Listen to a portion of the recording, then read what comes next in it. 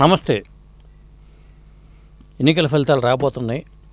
June 4వ తారీఖున ఈ కౌంటింగ్ అంతా అయిపోయిన తర్వాత మనకి ముఖ్యమంత్రి ఎవరనేది అర్థమవుతుంది.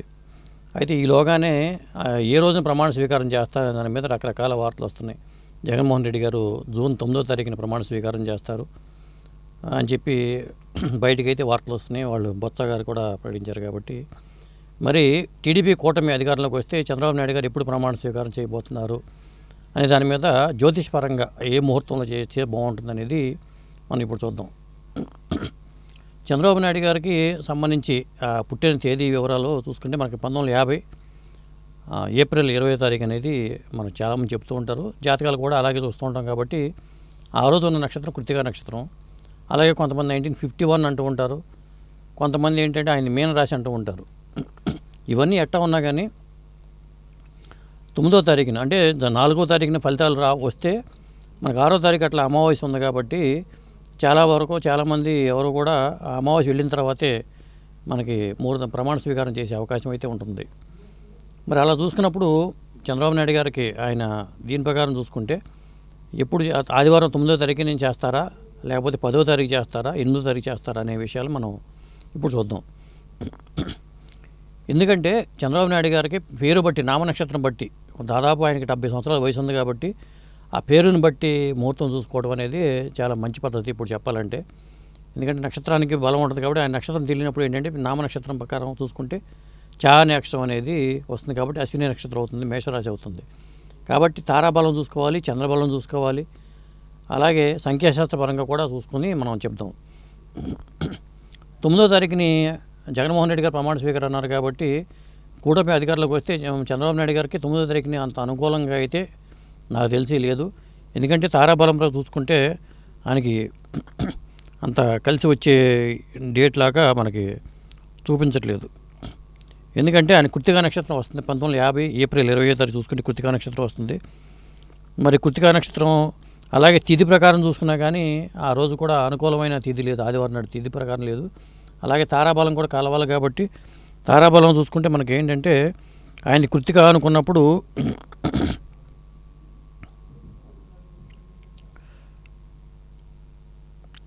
ప్రత్యతార వస్తుంది. కాబట్టి ఆయనకి ఆదివారం నాడు చేయటం అనేది సాధ్యం కాదు. లెక్క ప్రకారం చూసుకుంటే తారాబలం అనేది కలవట్లేదు. కాబట్టి ఇక చంద్రబాబు అనే పేరు మీద చూసుకున్నప్పుడు అశ్విని నక్షత్రం వస్తుంది. కాబట్టి అశ్విని నక్షత్రానికి కూడా ఆదివారం అనేది నైదంతార అవుతుంది. అది కూడా అనుకూలంగా లేదు. కాబట్టి మనకి ఆయన అవాయిడ్ చేయాల్సిన తారగా మనం చెప్పుకోవచ్చు. ఇది 9వ తారీఖున అనేది ఆ తిథి ప్రకారం చూసుకుంటే ఏంటంటే చవితి గడియలు ఉంటాయి. కాబట్టి ఆదివారం అనేది అవాయిడ్ చేయొచ్చు. ఇక సోమవారం చూసుకుంటే 10వ తారీఖు చూసుకుంటే మనకి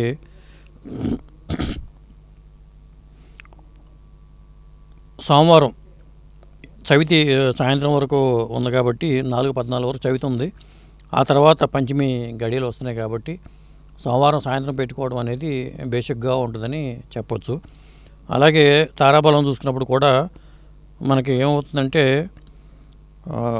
కృత్తికా నక్షత్రం అనుకున్నప్పుడు మరి కృత్తికా నక్షత్రం చూసుకుంటే సాధన తార అద్భుతంగా ఉంది. ఆ రోజు సోమవారం సాయంత్రం చేసుకుని ప్రమాణ స్వీకారం చేస్తే సాధన తార బాగుంది. కాబట్టి సోమవారం సాయంత్రం పెట్టుకోవచ్చు. లేదా అశ్విని నక్షత్రాన్ని చూసుకున్నా కానీ మిత్రతార అవుతుంది. కాబట్టి సోమవారం అనుకూలంగా ఉంది. ఆదివారం మాత్రం చంద్రబాబు నాయుడు గారి జాతకంలో అంత అనుకూలంగా అయితే లేదు. ఆ సోమవారం నాడు మంచి ముహూర్తం చూసుకుని ఆయన ప్రమాణ స్వీకారం చేయడం అనేది మంచి పద్ధతి. ఇక చూసుకుంటే మనకి సోమవారం కాకుండా ఇంకా ముందుకు వెళ్దాం. అది ముందుకు వెళ్తే 8వ తారీఖు ఉంది. అమావాస్య వెళ్ళిపోయిన తర్వాత 2 రోజుల తర్వాత. కాబట్టి 8వ తారీఖుని విద్య సాయంత్రం వరకు ఉంది. ఆ తర్వాత తదియ గడియలు వస్తాయి. ఆరుద్ర నక్షత్రం సాయంత్రం వరకు ఆరుద్ర నక్షత్రం ఉంది. కాబట్టి ఆ రోజు సాయంత్రం తారాబలం చూద్దాం. ముందు తారాబలం చూసుకున్నప్పుడు అశ్విని నక్షత్రానికి సాధన తార చాలా అద్భుతంగా ఉంది. సాధన తార కాబట్టి అంటే చంద్రబాబు అని చా అనే అక్షరం మీద చూసుకుంటే అశ్విని నక్షత్రం అవుతుంది. కాబట్టి ఆయనకి అశ్విని నక్షత్రం ఉన్న సమయంలో సాయంత్రం 7:30 లోపు ఆయన ఏ టైంలో ప్రమాణ స్వీకారం చేసినా కానీ అద్భుతంగా ఉంటుంది. ఒకవేళ కృత్తికా నక్షత్రం అనుకుంటే మాత్రం కృత్తికా నక్షత్రానికి కూడా ఆ రోజు తారాబలం చూస్తుంటే క్షేమతార అవుతుంది. కాబట్టి అది కూడా శుభసూచకంగా ఉంది. మరి 8వ తారీఖున ప్రత్యేకత ఏంటంటే ఆ విధియ ఆ తర్వాత వచ్చే తదియ గడియలు కానీ ఇవేంటంటే 8వ తారీఖు అనేది వెంకటేశ్వర స్వామికి చంద్రబాబు నాయుడు గారు వెంకటేశ్వర స్వామికి భక్తులు కాబట్టి ఆయన ఆరాధిస్తూ ఉంటారు కాబట్టి వెంకటేశ్వర స్వామికి శనివారం అంటే ప్రీతికరం కాబట్టి ఆ శనివారం నాడు ప్రమాణ స్వీకారం చేయటం అనేది సోమవారంతో కంపేర్ చేస్తే శనివారం అనేది చాలా మంచిగా అనిపిస్తుంది. అలాగే 8వ తారీఖు వచ్చింది. 8 అంటే శని సంఖ్య. శనివారం 8 రావడం అనేది ఒక విశేషంగా మనం చెప్పుకోవాల్సి ఉంటుంది. కాబట్టి 8వ తారీఖు సాయంత్రం చంద్రబాబు నాయుడు గారు ప్రమాణ స్వీకారం చేస్తే చాలా అద్భుతంగా ఉంటుంది. ఇంకొకటి ఏంటంటే 8కి ఉన్న ప్రత్యేకత ఏంటంటే ఇలా చాలా మలుపులు ఉంటాయి. 8వ తారీఖున పుట్టిన వ్యక్తులు కానీ లేకపోతే 8వ తారీఖున మనం చేసే కార్యక్రమం కానీ అన్ని మలుపులు వాళ్ళ జీవితాల్లో ఉండే అవకాశాలు ఎక్కువ ఉంటాయి. అంటే ఆయన పరిపాలన బాధ్యత చేపట్టినా కానీ అనేక రకాల మలుపులతో మాత్రం పరిపాలన కొనసాగే అవకాశాలు ఎక్కువ ఉంటాయి. 8వ తారీఖు పుట్టిన వ్యక్తుల జీవితాల్లో కూడా ఇలాంటి మలుపులు చాలా ఉంటాయి. కాబట్టి అయితే శనివారం రావటం 8వ తారీఖు రావటం అనేది ఒక మంచి అదృష్ట యోగంగా చెప్పుకోవాల్సి ఉంటుంది. పైగా తారాబలం చూసుకున్నా చాలా అద్భుతంగా ఉంది. మరి ఆయన సంబంధించిన తారాబలం ప్రకారమే మనం చూసుకోవడం బెటర్ కాబట్టి 8వ తారీఖు చేయటం అనేది ఒక మంచి పద్ధతి. లేకుంటే మాత్రం సోమవారం నాడు సాయంత్రం చేసుకోవడం అనేది ఉత్తమం. 9వ తారీఖుని ఆయన అవాయిడ్ చేయడం బెటర్. చాలామంది ఏంటంటే 9 లక్కీ నెంబర్ అనుకుంటూ ఉంటారు. లక్కీ నెంబర్ అందరికీ లక్కీ నెంబర్ కాదు.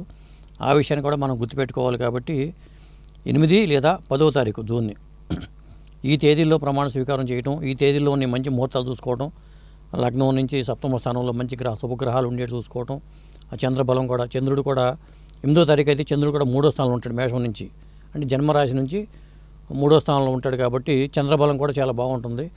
కాబట్టి నా లెక్క ప్రకారం ఏంటంటే 8వ తారీఖుని చాలా శుభంగా ఉంటుంది. లేకుంటే మాత్రం 10వ తారీఖుని చేస్తే బెటరు. ఇదండి. నమస్కారం.